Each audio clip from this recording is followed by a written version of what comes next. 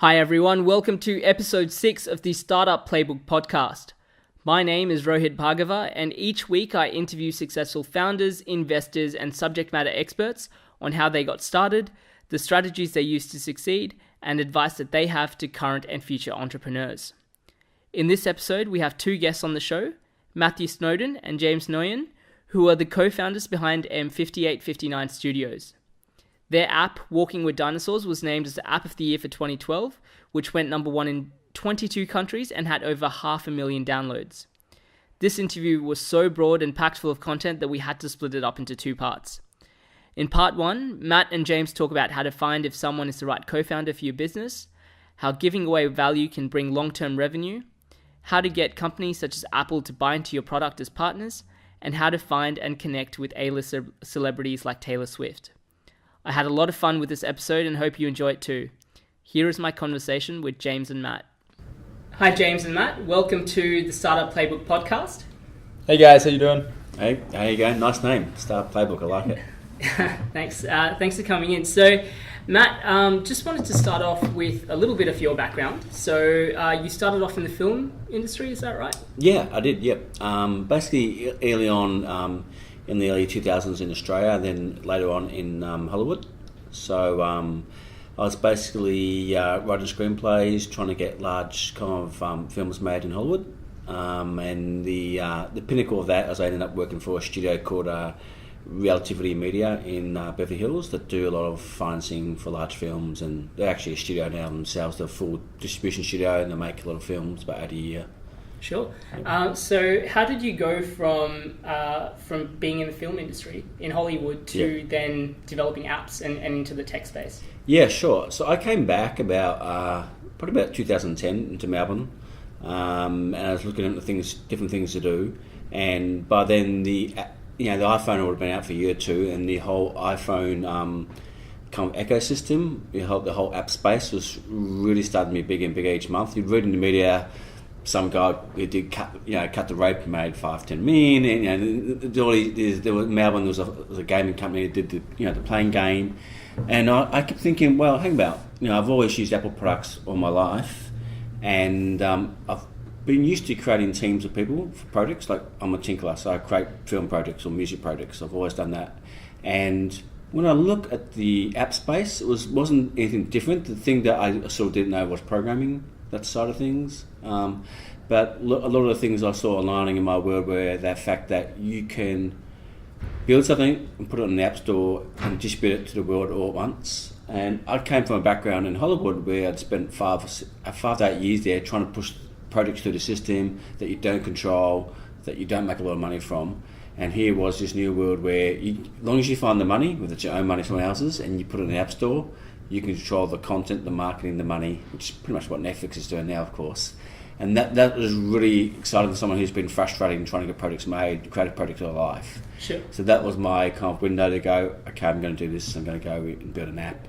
Great. Yep. And so you mentioned that you didn't really come from a development background at all? Not an IT, not a strong IT. I had done IT things before, but not a strong, like I've got to control a project and... Yeah. Well, were there any specific skills or things that you learned? You mentioned about sort of team building and things like that. Yeah. Was there anything else that you kind of learnt from your time in the film industry that you sort of brought across into the tech space? Yeah, actually, there's probably some good similarities, and you'll see this in companies like Spotify, the culture, and Apple. Is that they're a design first company and they humanise things. So in Hollywood, when you learn a lot about screenwriting, or there's a famous thing called a 3-plot structure, and how to make a commercial successful film. It's what Hollywood do very well, and it's what Europeans didn't do well. The Australian film industry, they made films but not very successful. And one of the things you learn in the film industry is how to humanise a screenplay, but also it's really about even before the film industry, I was in design, a lot of graphic design, and it's all about communication. Technology, of course, is just a tool. It's how you humanise it and communicate it to the end target market, and that's what people like Spotify and Apple do so well, and even Amazon, is that they think about what it is before they make it and how they're going to market it, and then they go about making it. And they sort of tell the engineers what to do, as opposed to the engineers telling the designers what to do. So we're a design first kind of company, yep. And we're an engineer engineers are important and they also drive our company, but it's engineering molded into design.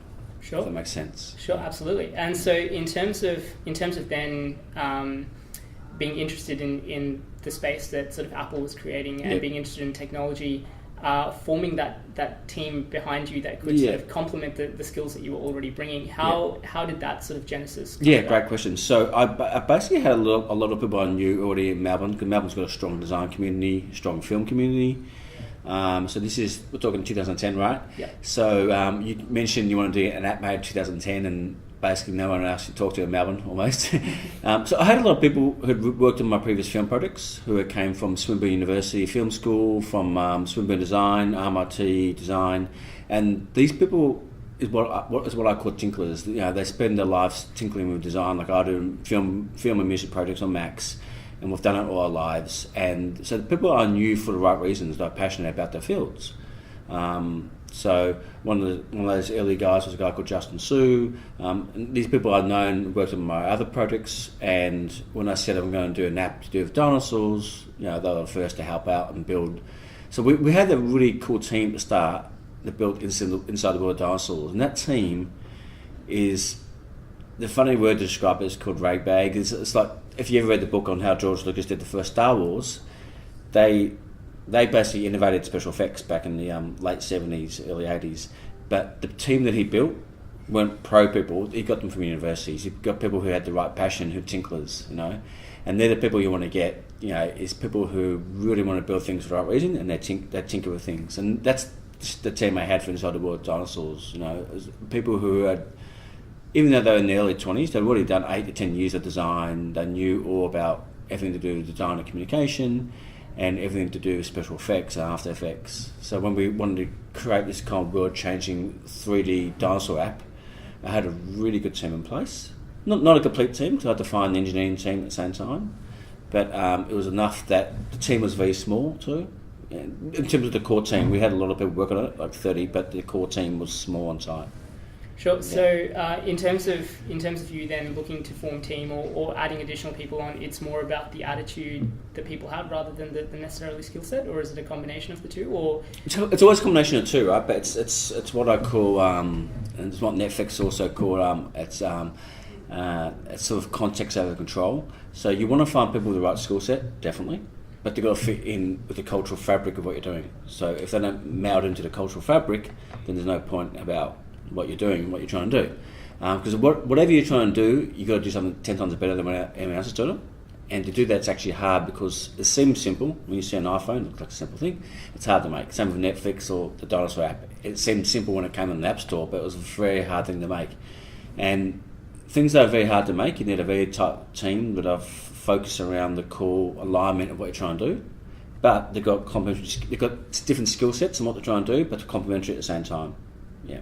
And there's open transparency, and there's a reward system there that's proportionate of what they're doing, so they're motivated by not just their passion, but there's a reward there at the end of the day. Yeah, I was that was about to be my next question. How do you, when you identify the right person, like James, James is here. He hasn't spoken up yet, but he will. How do you sort of attract someone who, as you mentioned, is kind of a tinkerer, likes doing, is kind of proactive and likes doing their own thing? How do you then get them to buy into your vision and follow what it is that you're doing, or join your team?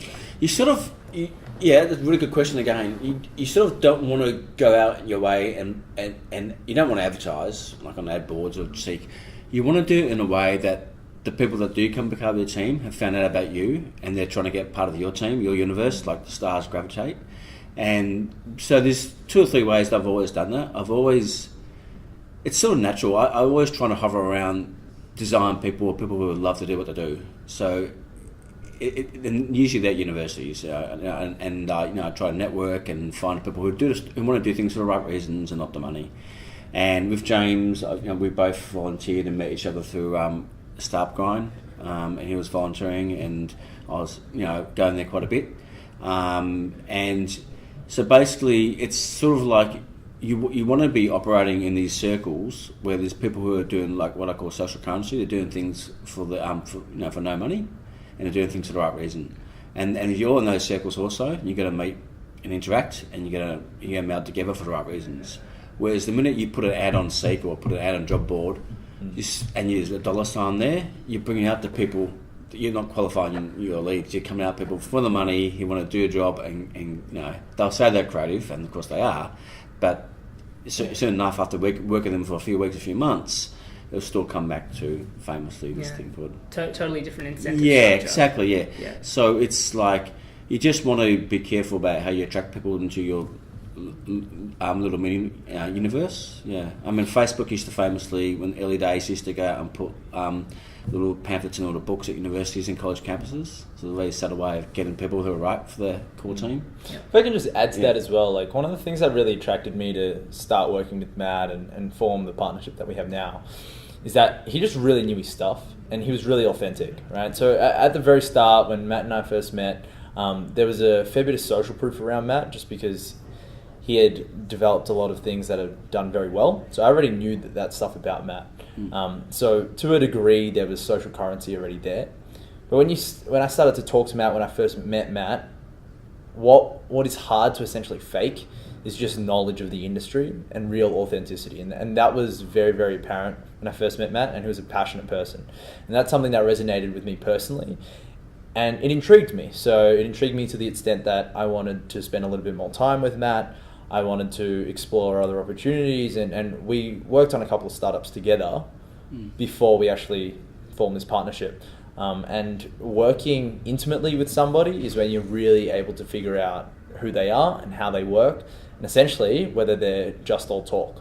And it came out very quickly that Matt knew his stuff very well. And that's ultimately what drew me to Matt. And then obviously we got along, and the cultural fit's there and the compatibility's there.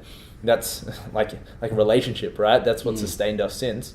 But what attracted me at the very start was definitely his knowledge and his passion for what he did. And when I look back, that's definitely what drew me in.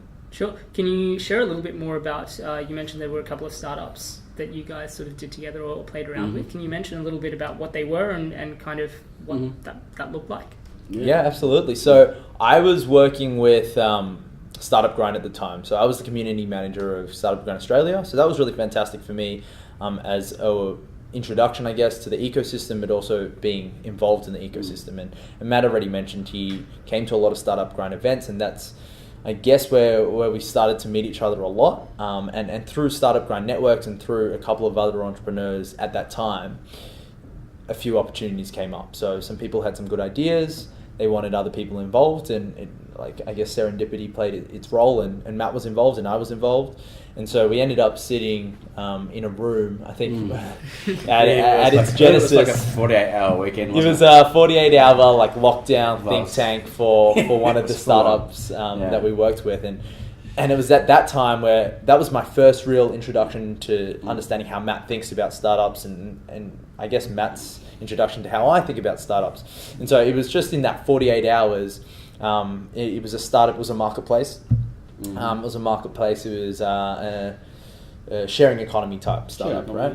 And it was really, really fascinating because it was an eclectic mix around the table. So a lot of hustlers, a lot of industry experts, a lot of veterans as well. And we were just bouncing ideas back and forth and thinking about how we would go about everything from marketing the idea to what features should be in the idea, to what type of team we should surround ourselves with. Essentially every single next step that we needed to take and what steps we needed to take right now. And it was fantastic because 48 hours with a group of people, you're going to learn an absolute ton from them, from everybody, right? And for me, what was awesome was seeing Matt, who I had known as this person who had won App of the Year, this person who had done a lot of fantastic things, but seeing his process about how he systematically breaks things down from a strategic point of view, but also a creative point of view, was fascinating to me. And Matt and I stayed in contact after that. And that was just, I guess that was the genesis of our relationship and our partnership, was seeing each other and working with each other. And that's what we say to a lot of people who come to us for startup advice or looking for a co-founder or looking for a partner. It's, you can network with people and you're going to have a lot of surface conversations, a lot of superficial back and forth. but it's once you start to work with somebody on an intimate level and you start to really break down how they go about addressing a hard problem, right? How malleable is their perspective? How analytical is their process? Like, how do they think about things? And also, ultimately as well, is like, what's their moral compass like? Does it align with yours? Because that's going to be a big thing if you do form a partnership with somebody. So Matt and my characteristics aligned. I liked how Matt worked. I'm guessing Matt liked how I worked, and then we stayed in touch and we worked on a couple of other things together, and then we're here now.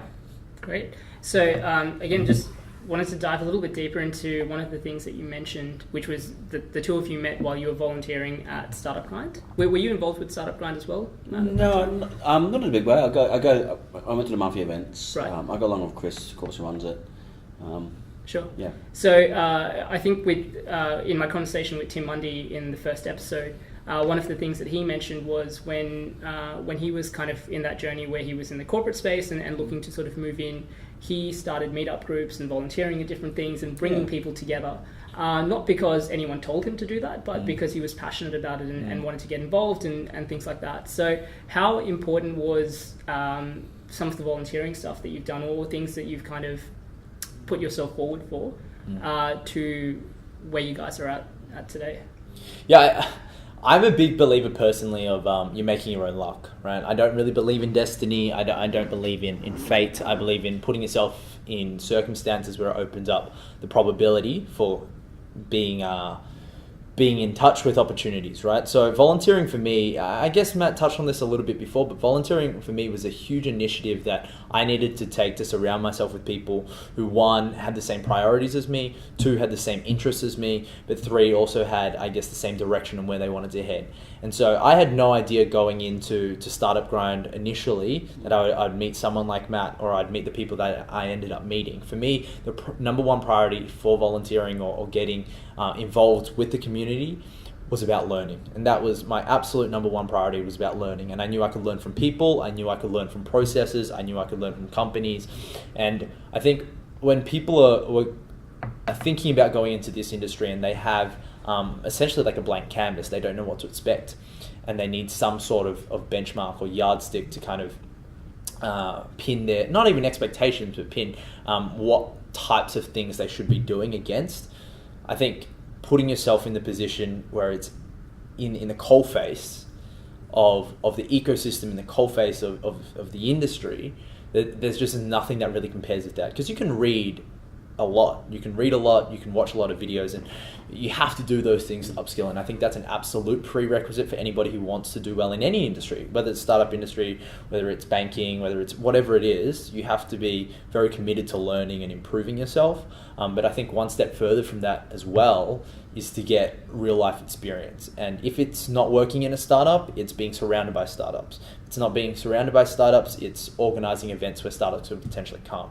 So I think Meetup is a phenomenal platform to allow people to do that. And I think everybody who starts their own Meetup is really ballsy, and I absolutely commend them, because there's a lot of work that goes into it.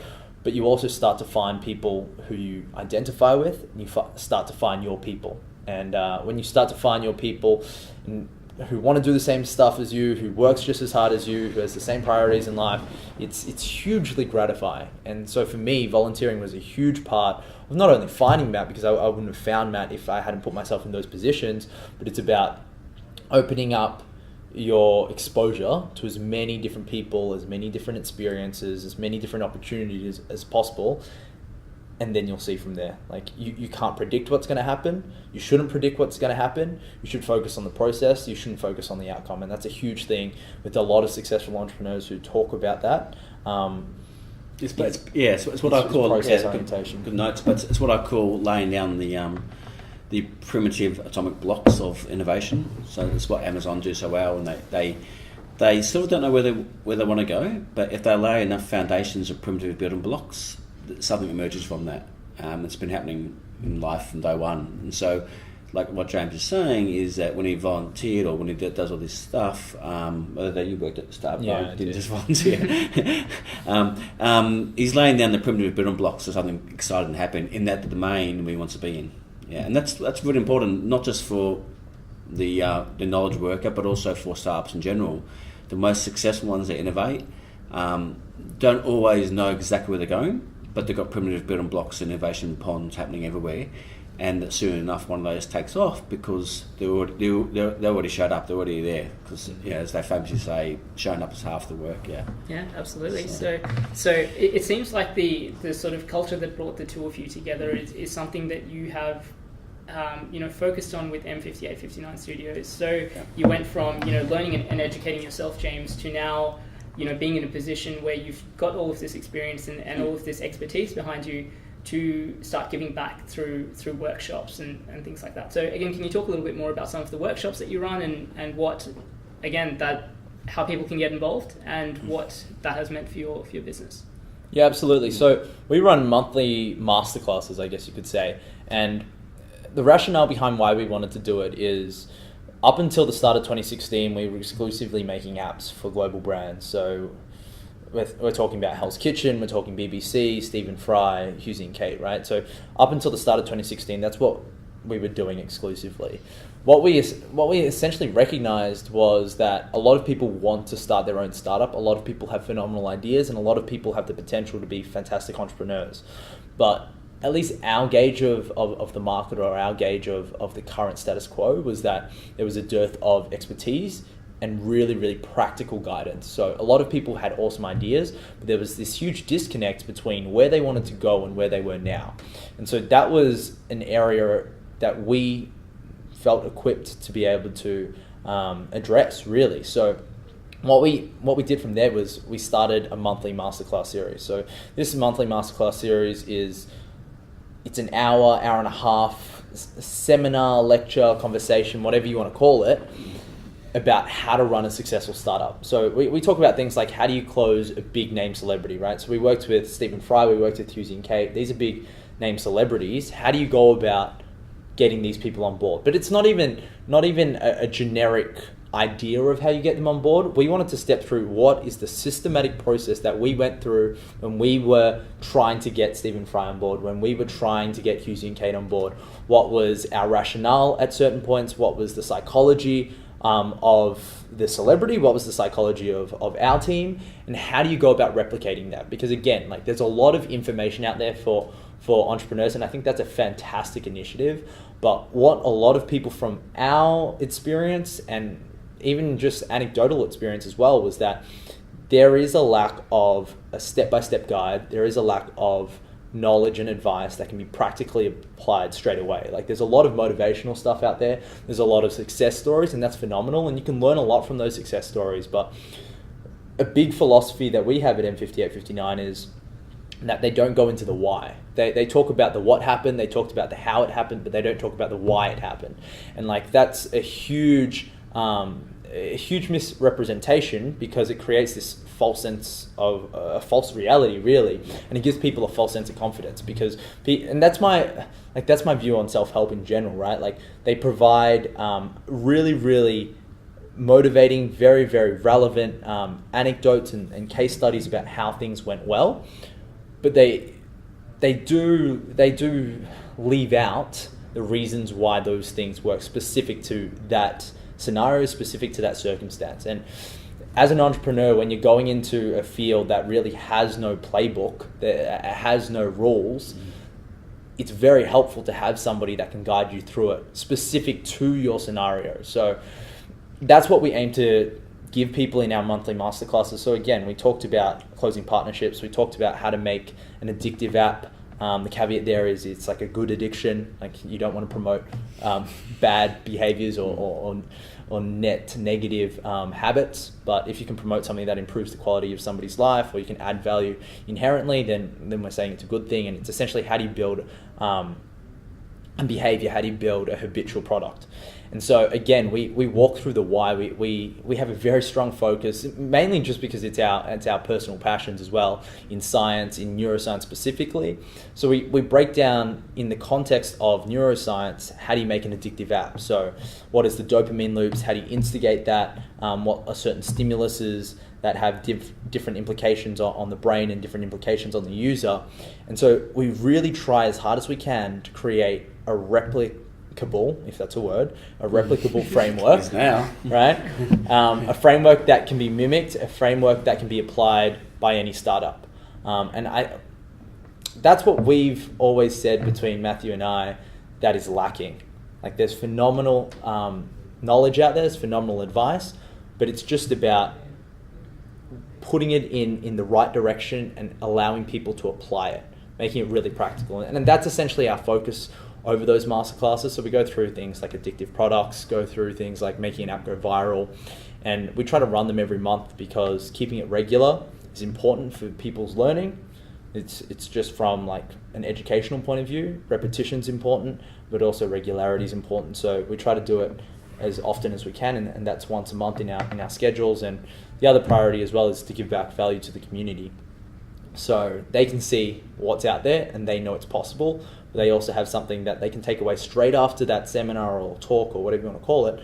They can go away and apply that to their startup, and that up until now, we didn't think that had been delivered. So that's why we came up with the monthly masterclasses. Sure. I'll make sure that I provide a link to your website or whatever links that you have so the people that are interested in your monthly masterclasses can get in touch. Yeah. But I guess kind of, again, sort of diving in a little bit deeper into the particular steps that you took to get Stephen Fry on board. Can you talk me through what that sort of process looked like for you? Sure, yeah.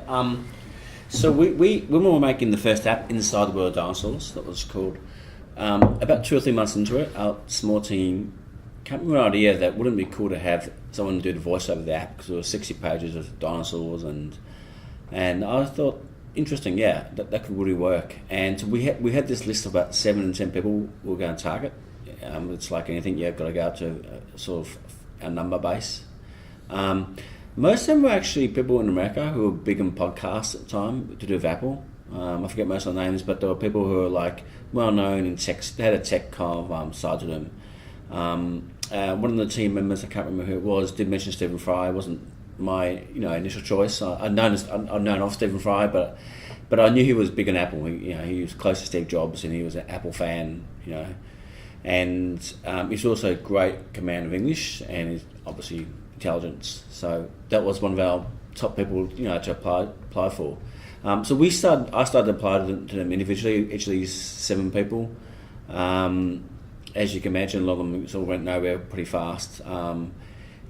We went through Stephen Fry's agent. Basically, we found him and got onto the voiceover agent. There was some initial interest there, but there was also like a lot of knockbacks. Like you'd imagine, that sounds great, keep us in the loop type thing. So we kept making the app. At sort of that point, we started to travel up to Sydney. I had some connections with Apple Australia, and we showed Apple what we're working on, and they started to be really excited by it. So a few months had passed, and we had done also a lot more development of the app in terms of the 3D work of dinosaurs.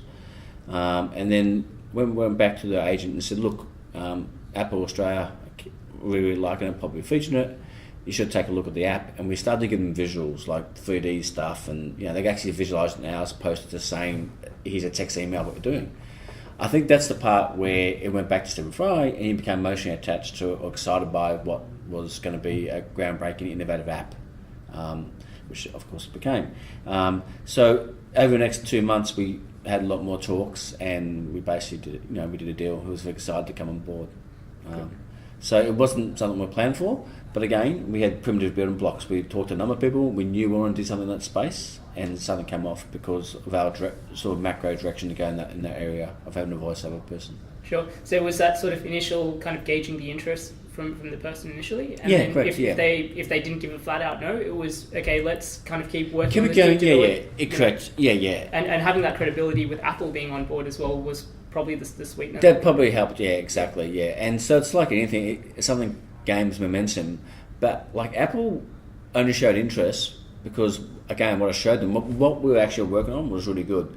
Mm. So for Apple to show interest in the app, they've got to have value add. You know what I mean? To go like, well, to be a little bit selfish about what can we get out of this in terms of when we promote it on the App Store, it's going to have more customers come on the Apple, and the ecosystem gets bigger than Android, right?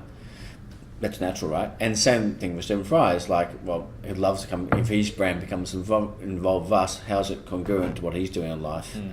There's a lot of brand congruence because Stephen Fry is well known being in books and command of English language, and also voiceover. He did the Harry Potter books. That it was very synonymous that he should do an app that Apple liked, and he could see it was being well made, executed, that would work out. And I think that's why we got those kind of those early wins on board as we're making the app.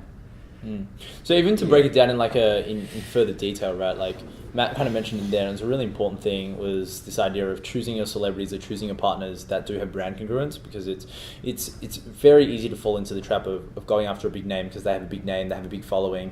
It would be nice for the ego or for the vanity of the startup if you can get a huge name on board, but if there's no brand congruence, for instance, say like Katy Perry or something, right? Like that wouldn't particularly align with an education app, with something that is hugely intellectual. No disrespect, Katy, but anything like that, right? So Stephen Fry was somebody that ticked those boxes.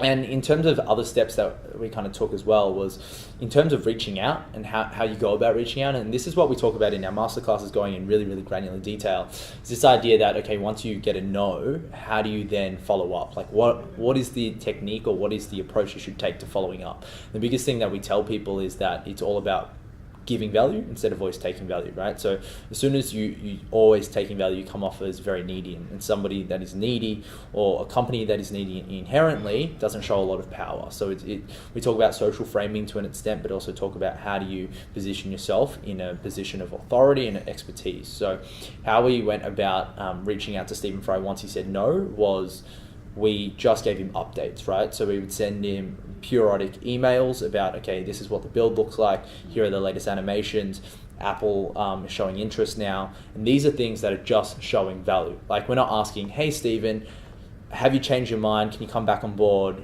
Are you able to come on board? Can you narrate? Hey Stephen, can you do this? Can you do this? Because as soon as you keep on asking questions, you're coming from a position of neediness, right? And you start supplicating to the other person, and that's not a good thing, because you give away power. So what we did was we showed value every time we emailed him with an update. And before you have a product, and before you have something that they need, essentially, the only way to give value is to show like progress, right? So showing him how fantastic the product was, or how fantastic the animations were, or the graphics. Like, this was something that would be of value to him if he was to come on board. Showing him that Apple was showing interest in aligning with the idea and the product as well, was something for him that would add value. So the more value you give, you'll eventually reach a tipping point where if they are going to come on board, they're going to come on board. But you're able to follow them up, stay top of mind without coming across as needy. Sure. How often did you follow up with the update emails? Stephen Fry? Yeah. It's probably every 3 weeks. Every 3 weeks? Yeah, well, there's a lot happening with the app. We're trying to make it on a strict deadline. We're trying to make it in 3 months. It took 12 months to make it.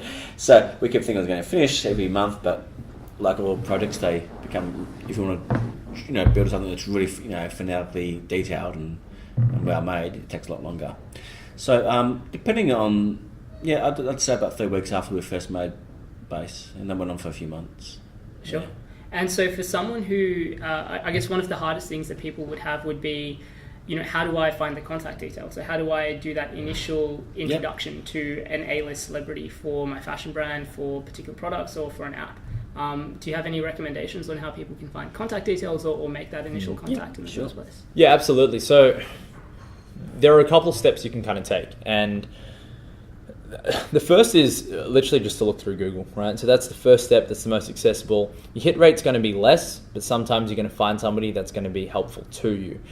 Essentially, how you got to look at it is, to get through to a top A-list celebrity, there's going to be a number of gatekeepers along the way, right? So if you're going to go to Google, that's essentially the lowest hanging fruit from a contact point of view. So what you're going to get is somebody at a reasonable low power position from in the context of a gatekeeper. So the people you find on Google are going to have a number of other people above them that they're going to then have to escalate the person to. So if you go through Google, what you have to understand is that, one, the hit rate is going to be less.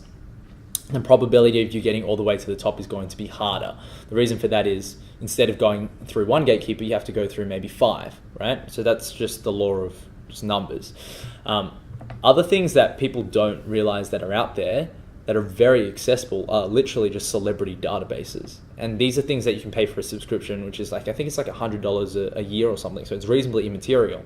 And if you value getting this partner on board or trying to get this partner on board enough, it's not a whole lot of money. And these databases, essentially, you type in their name and they give you the agent's contact details. Like, they give you the agent's contact details. That's email address. That's where they live, I think, as well, which is kind of scary. But kind of creepy. Yeah, it's kind of creepy, but like it's there, right? So how that works is you're going straight to the top gatekeeper. So instead of having to go through 5 gatekeepers, you're going to go straight to the top. So that's there as well. The other thing we talk about a lot, and one of the things we've leveraged a lot as well, is using connectors. So if you don't know how to get to the end, if you don't know how to get to the end A-lister, but you know an intermediary person who might be connected to somebody in the party of the A-lister, find out how you can get to that person. Because that person, once you can show them value, potentially it could be a cut of the pie, potentially it could be you help them out on another project, potentially they might really like you. They're going to be able to get you through to the top, right? And they're a whole lot more accessible, right? So if you're trying to get to somebody like Stephen Fry, I'm probably not going to say someone like, say, Taylor Swift or something, right? It's going to be pretty damn hard to get all the way to Taylor Swift. Even if you have an agent, you can email them directly. But again, there's going to be a whole lot of steps that then you have to go through, right? But if you find a connector that has worked with Taylor Swift in the past, or potentially organizes the touring details of Taylor Swift, who has an introduction for you or could make an introduction for you, finding that person and connecting that person is a whole lot more realistic, for one. It's going to be faster, for two, but it's also when that person introduces you to the necessary contact in Taylor Swift's camp, you're coming with a lot of social proof. And that's really, really beneficial, because a warm intro is always going to be more helpful than a cold intro. So if you're able to find a connector that you can essentially use as an intermediary, that's fantastic. If you can't find that connector, maybe you need to find a connector for the connector. So you start working backwards till it's achievable. And everybody listening to this podcast is going to have different access to different sizes of networks. So maybe somebody already has access to that connector, makes an immediate intro to Taylor Swift. But if you don't, or maybe you're just starting out, you need to find a connector to a connector and just work backwards. So you reverse engineer where you want to be and just find out what are the steps to get there. Sure. And the key is adding value to the connectors as well. Absolutely. Right? Yeah. So no one's going to give anything for free, and as much as you want to, the people that you want to work with at the end, you want to provide them value. Everyone along the chain who's providing something to you, you obviously want to sort of give back. Correct. Yeah, and a huge thing to also demystify is this idea of value, right? Value doesn't always have to be fiscal, doesn't have to be give them a percentage of the company, doesn't have to be give them money. Often that does work. But other value can be social value. Potentially they might really like you, and that inherently is value, right? Maybe you can help them out with another business deal, and maybe you have access to some sort of exclusive club, a sports club, for instance, that they might really enjoy. There's a lot of different things that come under the umbrella of value other than just money. So that's a thing to consider as well, because a lot of people who are like, look, I don't have the money yet, I don't have the contacts I can offer them, what sort of value can I give them? That's about understanding the connector or the person that you're trying to get to, understanding potentially their interest, understanding what they like doing, what type of business they like doing, and what type of incentive can you provide, because everybody's going to have their own unique, I guess, set of value or access to value, right? And how can I provide that to them? Absolutely. So we are out of time, but I want to dive in a little bit deeper with you guys on a few more topics. So what we might do is split this podcast up into 2 shows. So we'll end this here, and we'll make part 2 available the following week. All right, guys. Thanks so much for listening. Thanks for listening, guys. Hi, everyone. Thanks for listening to part 1 of my conversation with Matt and James from M5859 Studios. Part 2 will be launched next Tuesday, where we will dive deeper into how to build viral loops into your products, how to make your app go number 1 on the Apple Store, and how to profile your customers. Make sure you subscribe to be notified when the next episode comes out. As always, you can find the show notes and a curated list of tools and resources for startup founders at startupplaybook.co. My question for the day is, which A-list celebrity or influencer do you most want to reach out to, and how do they fit into your brand? Send through your responses on Snapchat or Instagram to @startupplaybook, On Twitter, you can find us at Playbook Startup, or comment if you're listening on Facebook or YouTube. Thanks once again for listening, and I'll see you at the next episode.